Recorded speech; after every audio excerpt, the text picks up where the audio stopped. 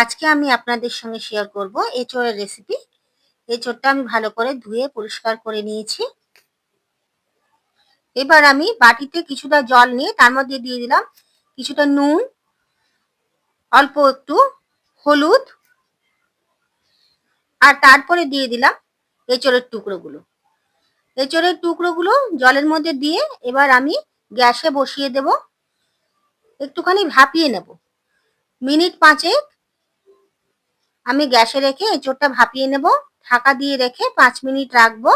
রান্না করবার আগে এভাবে ভাপিয়ে নিলে এঁচোড়ের যে কষ বা আঠা সেটা চলে যায়। 5 মিনিট হয়ে গেছে, ঢাকাটা আমি খুলে নিলাম। দেখুন ফুটতে শুরু করেছে। এই পর্যায়ে আমি গ্যাসটা বন্ধ করে দেব। বন্ধ করে একটুখানি নাড়িয়ে চাড়িয়ে নিয়ে দেখে নেব। এরপরে আমি আবার 5 মিনিটের জন্য ঢাকা দিয়ে রেখে দেব। 5 মিনিট পরে ঢাকাটা খুললাম। এবার জলের থেকে আমি এঁচোড়গুলো সব তুলে ফেলবো। এভাবে যদি রান্না করা হয় তাহলে এঁচোড়টা খুব সফট হয় আর রান্না করবার সময় খুব তাড়াতাড়ি করে সেদ্ধ হয়ে যায় আর খেতেও খুব ভালো হয়। একটা বড় আলু আমি এভাবে ছোট ছোট টুকরো করে নিয়েছি। আলুগুলো আমি ভেজে নেব, তাই জন্য কড়াই বসিয়ে দিলাম আর কড়াইতে দিয়ে দিলাম তেল।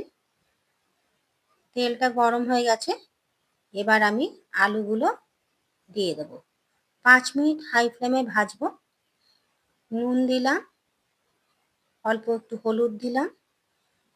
হাই ফ্লেমে ভেজে লাল লাল করে ভাজা হলেই আলুগুলো আমি তুলে নেব।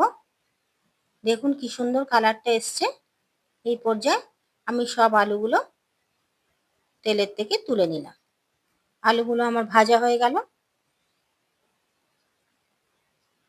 এবার কড়াইতে যেই তেলটা রইল সেই তেলটাতেই আমি ভাপিয়ে রাখা এঁচোড়গুলো হাই ফ্লেমে রেখে 5 মিনিট ভেজে নেব। সুন্দর করে ভাজা ভাজা হয়ে গেছে। 5 মিনিট পর আমি এঁচোড়গুলো বাটিতে তুলে নিলাম। এবার কড়াইতে আর কিছুটা তেল দিয়ে দিলাম আর তারপরে দিয়ে দিলাম একটা তেজপাতা, কিছু গরম মশলা, এলাচ, লবঙ্গ, দারচিনি। এলাচটা ফাটিয়ে দিয়েছি। দিয়ে দিলাম সাদা জিরে। গরম মশলাটা একটুখানি ভাজা ভাজা হলে আমি এর মধ্যে দিয়ে দেবো একটু চিনি। চিনিটা দিলে কালার এবং টেস্ট দুটোই খুব ব্যালেন্সড আসে। এরপরে আমি দিয়ে দেব দুটো বড় সাইজের পেঁয়াজ কুচিয়ে এভাবে দিয়ে দিলাম তেলেতে। পেঁয়াজটা ভালো করে লাল লাল করে ভাজতে হবে। কালারটা দেখুন চেঞ্জ হচ্ছে। এই পর্যায়ে আমি দিয়ে দেব 1 চামচ আদা রসুনের পেস্ট। আদা রসুনটা দেওয়ার পরে গ্যাসের ফ্লেমটা কিন্তু লো টু মিডিয়াম করে দিতে হবে আর ভালো করে পেঁয়াজের সঙ্গে ভাজা ভাজা করে নিতে হবে। ততক্ষণ ভাজতে হবে যতক্ষণ না রসুনের কাঁচা গন্ধটা চলে যাচ্ছে। মিনিট 2-3 আমি এইভাবে লো টু মিডিয়াম ফ্লেমে ভাজা ভাজা করে নেব। এই পর্যায়ে কাঁচা গন্ধটা চলে গেছে। আমি দিয়ে দেব একটা মিডিয়াম সাইজের টমেটো এভাবে কুচিয়ে। টমেটোটা একটুখানি পেঁয়াজ আদা রসুনের সঙ্গে ভাজা ভাজা হতে দেব। আর যতক্ষণ টমেটোটা ভাজা ভাজা হচ্ছে ততক্ষণ আমি বাটিতে একটা মশলা তৈরি করে নেব। বাটির মধ্যে দিলাম হলুদ, 1 চামচ শুকনো লঙ্কার গুঁড়ো, 1 চামচ ধনের গুঁড়ো, 1 চামচ জিরের গুঁড়ো, 1 চামচ লাল কাশ্মীরি লঙ্কার গুঁড়ো। আর এরপরে দিয়ে দেব একটু জল। জলে ভালো করে মশলাটা মিশিয়ে দেব। জলে এইভাবে মশলাটা মিশিয়ে যদি তরকারিতে দেওয়া হয় তাহলে কিন্তু স্বাদ, গন্ধ, রং সবকিছুই খুব সুন্দর হয় আর মশলাটা পুড়ে যাওয়ারও ভয় থাকে না। সেই জন্য আমি সবসময় এভাবে জলে গুলে মশলাটা দিই। মশলাটা তৈরি হতে হতে আমার টমেটোটা ভাজা হয়ে গেছে। এখন যেই মশলাটা আমি তৈরি করেছি সেই মশলাটা আমি দিয়ে দেব। আর ঠিক যতটুকু মশলা তৈরি করলাম সেই পরিমাণ জল আমি এটার সঙ্গে মিশিয়ে দিলাম। দিয়ে দিলাম 1 চামচ নুন। এখন মশলা, পেঁয়াজ, আদা, রসুন, টমেটো সমস্ত কিছু ভালো করে মিশিয়ে সমস্তটা একটু মজে যাওয়ার জন্য আমি মিনিট 5 জন্য ঢাকা দিয়ে রেখে দেব লো ফ্লেমে। 5 মিনিট পরে ঢাকনাটা খুলবো। মশলাটা বেশ মজে গেছে, চারপাশ দিয়ে তেল ছাড়তে শুরু করেছে। এবার সবটা আরেকবার ভালো করে মিশিয়ে দেব, আর এর মধ্যে দিয়ে দেব ভেজে রাখা আলুর টুকরোগুলো। আলুর টুকরোগুলো আমি দিয়ে দিলাম। এরপরে আমি ভেজে রাখা এঁচড়গুলো দিয়ে দেব। আলু, এঁচড় সমস্তটা মশলার সঙ্গে ভালো করে মিশিয়ে দেব, আর এইভাবে নাড়িয়ে চাড়িয়ে কিছুক্ষণ আমি ভাজা ভাজা করে নেব। মিডিয়াম ফ্লেমে আমি এইভাবে একটুখানি ভাজা ভাজা করে নেব।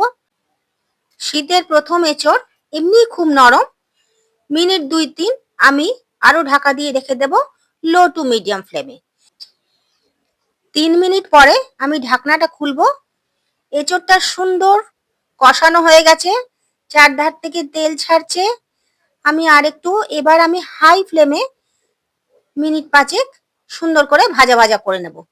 আরেকটুক্ষণ কষিয়ে নেব, তাহলে গন্ধটা খুব ভালো উঠবে। গন্ধ যা বেরিয়েছে বাড়ির লোক বুঝতে পারবে না আপনি মাংস রান্না করছেন না এঁচড়।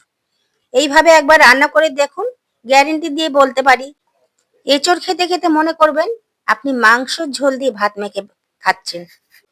ভালো করে আমার কষানো হয়ে গেছে। এই পর্যায়ে আমি ছোট বাটির 1 বাটি জল দেব। জলটা কিন্তু অবশ্যই গরম হতে হবে। অল্প করে প্রথমে জল দেব, যদি আবার লাগে তখন আরেকবার দেব। কারণ কি, এঁচড়ের তরকারিটার মধ্যে বেশি তো ঝোল হবে না, মাখামাখাই হবে। এই পর্যায়ে দিয়ে দিলাম আমি আর একটু জল। একসঙ্গে দিলাম না, আমি প্রথমে 1 বাটি দিলাম, তারপরে দেখলাম আরেকটু লাগবে, তখন আমি আবার আরেকটুখানি দিলাম। এই পর্যায়ে সেদ্ধ হওয়ার জন্য আমি মিনিট 5 লো টু মিডিয়াম ফ্লেমে ঢাকা দিয়ে রেখে দেব। 5 মিনিট পর ঢাকনাটা খুলবো। সেদ্ধ হয়ে গেছে।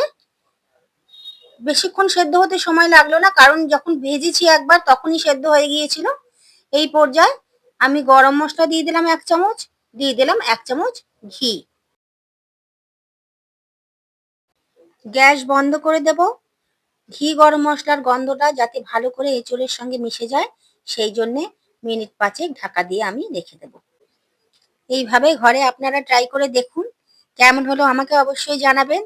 আমার ভিডিওটি যদি ভালো লাগে অবশ্যই কমেন্ট করবেন। এঁচড় একদম রেডি সার্ভ করবার জন্য। পরের ভিডিওতে আবার আপনাদের সঙ্গে দেখা হবে। সবাই ভালো থাকবেন। নমস্কার।